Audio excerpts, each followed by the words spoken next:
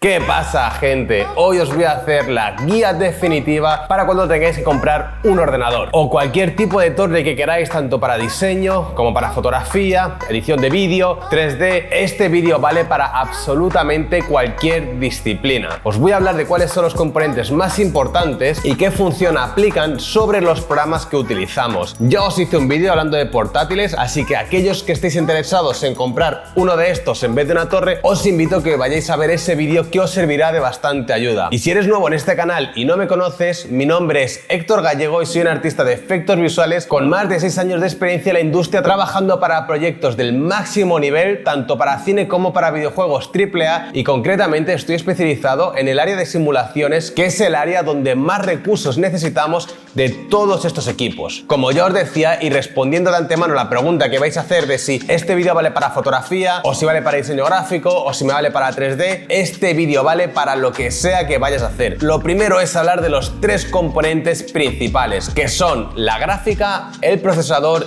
y la memoria RAM. Hablemos del procesador y de qué procesador vais a necesitar. Ahora mismo las cosas están súper interesantes en tema de procesadores, tanto con los Intel como con los AMD, aunque en mi opinión los AMD siguen teniendo ganada la partida. Pero si os vais a dedicar al diseño, sí que os puedo decir que tenéis que buscar un procesador que al menos tenga 8 núcleos físicos, ya sea Intel o ya sea AMD. Mi recomendación principal en tema de procesadores ahora mismo es el Ryzen 7 5800X. Es un procesador súper potente, tiene muchos núcleos y son todos muy rápidos. ¿Por qué es importante que los procesadores tengan muchos núcleos y además sean muy rápidos? La respuesta es porque los programas, tanto Photoshop o Premiere o Blender o el programa que utilicéis, hacen un gran uso de todos los núcleos de nuestros procesadores, y esto os puede llevar a pensar que cuantos más procesadores mejor. Por ejemplo, con opciones como los Intel Xeon o los AMD Threadripper, que son procesadores que hacen que vuestro presupuesto se dispare una barbaridad. Prácticamente ninguno de vosotros los vais a necesitar. Son procesadores que, por ejemplo, los artistas de efectos utilizamos en producción porque estamos trabajando con muchos planos y muchos programas a la vez. Entonces necesitamos procesadores con muchos núcleos para que cada uno de estos programas funcionen correctamente y no hagan cuello de botella. Pero trabajando en casa, si sois freelance o sois estudiantes o estáis empezando, es muy difícil o prácticamente imposible que os veáis en una situación como la que puede ocurrir en un estudio de efectos visuales. Por eso os digo que estos procesadores los descartaría independientemente de cuál fuese vuestro presupuesto. Con un Ryzen 7 o un Intel i7 o i9 vais a tener más que de sobra. Ahora bien, bajar la categoría a un Intel i5 o un Ryzen 5, eso ya sí que no lo recomiendo, porque os vais a quedar primero cortos de núcleos, y a nada que tengáis Blender, Photoshop, Premiere y cualquier otro programa abierto, va a estar el procesador prácticamente colapsado y no es una buena idea. Por eso os recomiendo estirar un poco vuestro presupuesto. Otro componente que te recomiendo y que es extremadamente importante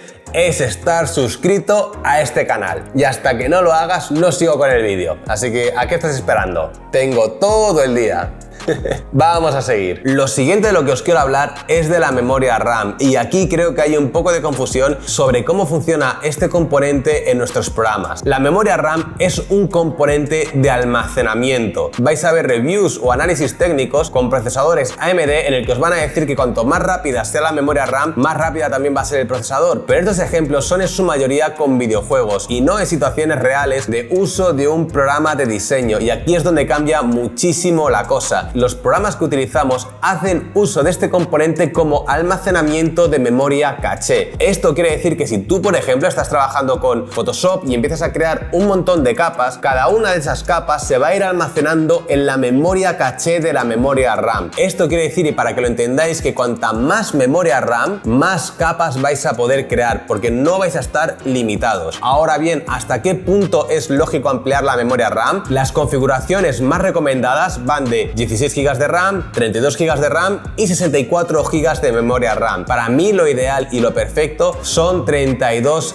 GB. 16 GB se queda demasiado corto y vais a ver que, por ejemplo, con un programa como After Effects os los vais a comer, y 64 GB está bien, pero presenta un problema, y es que para llenar esos 64 GB de memoria caché vais a tener que crear un montón de capas o un montón de efectos o un montón de geometría, lo que sea, para llenar toda esa caché y para que el ordenador lea constantemente todo toda esa información va a hacer demasiado uso del procesador y vuestras escenas y vuestros proyectos se van a hacer extremadamente lentos y os va a llevar a pensar que tenéis que comprar un mejor procesador porque el ordenador está funcionando muy lento, y no es así. No hay ninguna forma posible de mover 64 GB de memoria caché de forma óptima. Esto para que tengáis en cuenta si realmente os merece la pena comprar esta cantidad de memoria RAM. Yo no lo creo, y por eso os digo que para mí lo perfecto y lo óptimo son 32 GB de memoria RAM para cualquiera de vosotros, y yo mismo es lo que tengo en mi equipo de trabajo personal. Hay una cosa que se me ha olvidado comentar respecto a la memoria RAM,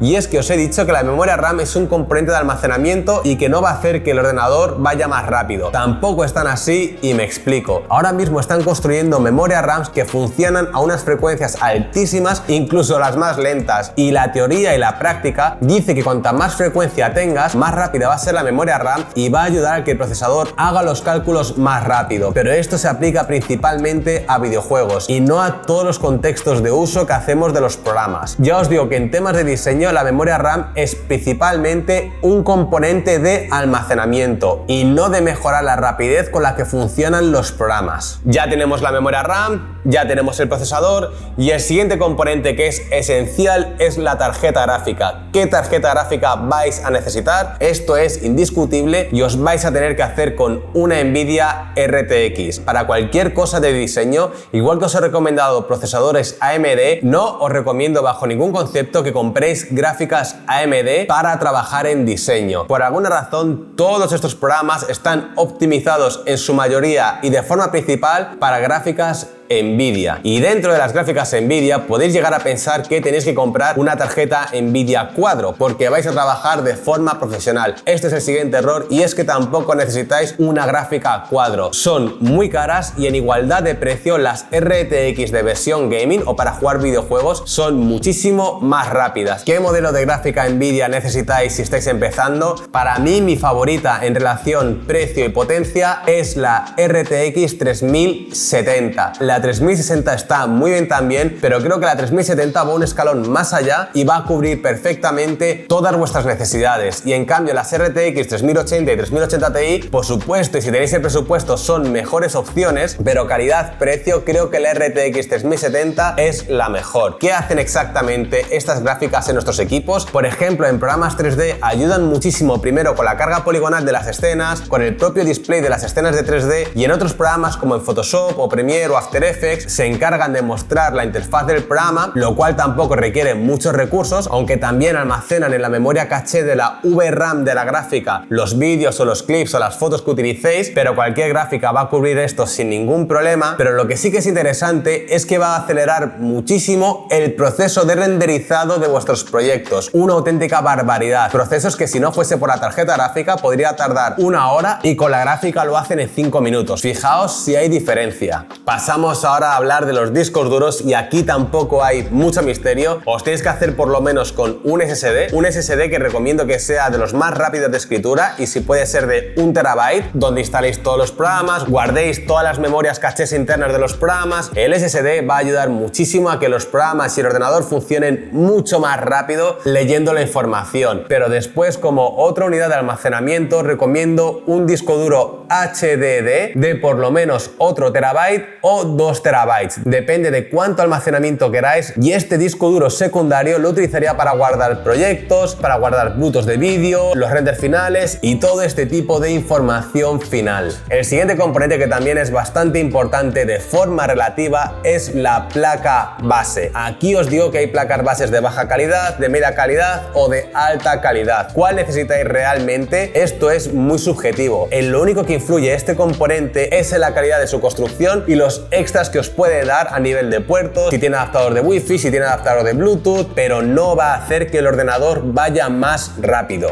A mí personalmente me gusta utilizar placas bases de alta calidad, pero podéis comprarlas de baja calidad, ahorraros un dinero y no vais a tener ningún problema tampoco, porque cualquier marca construye muy bien en todos los rangos de precio. Lo siguiente es la fuente de alimentación, que yo personalmente os recomiendo la marca Corsair. Llevo toda mi vida usando fuentes componentes de esta marca y nunca he tenido un solo problema, aunque también hay otras marcas bastante buenas. Aquí sí que os recomiendo que intentéis buscar una fuente de calidad Gold o de calidad de oro para que no tengáis ningún problema en caso de que se vaya la luz y que por tener una fuente barata os destroce el equipo. Entonces gastaros a lo mejor 50 euros más por proteger todo el resto de componentes merecerá la pena y te curas en salud. Lo siguiente es el disipador o con lo que vamos a refrigerar nuestro procesador. Aquí también os doy mi opinión personal y es que recomiendo disipadores que sean de refrigeración líquida de los que ya vienen montados, como por ejemplo el Corsair H100. A mí siempre me han funcionado genial, aparte de que no son nada ruidosos, pero también podéis poner disipadores clásicos que van a hacer un trabajo excepcional. Pero a mí siempre me han ido muy bien los que son de refrigeración líquida y siempre he notado bastante diferencia con los normales respecto a las temperaturas del procesador. Y por último tengo que hablaros de las cajas. Sí que os puedo decir que intentéis comprar buenas cajas, tenéis un montón de marcas como Thermaltake, Corsair, Aerocool, un montón de ellas, pero las cajas que son buenas, primero son muy amplias, están muy bien ventiladas, son muy fáciles de manipular y hacen que sea extremadamente fácil la instalación o la manipulación de los componentes, así como el mantenimiento de limpieza del propio ordenador. Y esto es súper importante para que esté bien refrigerado y que todo funcione siempre de la mejor forma posible. Y ya está, gente, que espero que os haya gustado un montón el vídeo. Déjale un buen like si te ha gustado, deja un comentario si tienes alguna duda y suscríbete a este canal si no lo estás. Comparte este vídeo con tus amigos y no te olvides de seguirme en mis redes sociales, tanto en Twitter como Instagram y ahora TikTok, @HectorVFX, y también en mis otras redes, tanto en Discord como en Patreon. Abajo tenéis